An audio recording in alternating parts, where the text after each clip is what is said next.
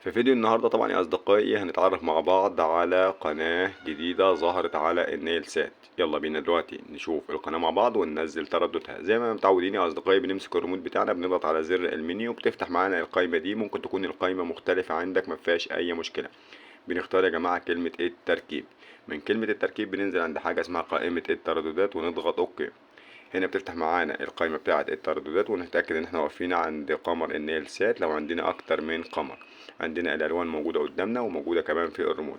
بنختار اضافة باللون الاحمر ونكتب مع بعض التردد يا اصدقائي اللي هو 12 6 8 8.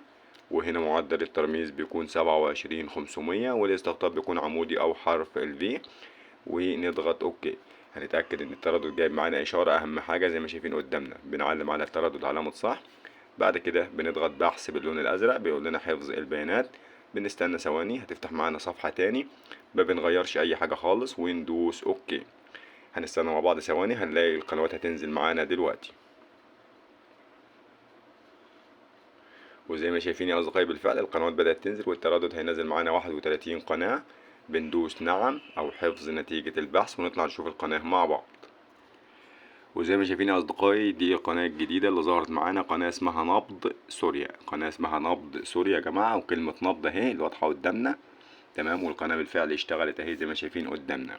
ده اسم القناة هينزل معاك في الريسيفر والتردد كمان مرة يا اصدقائي.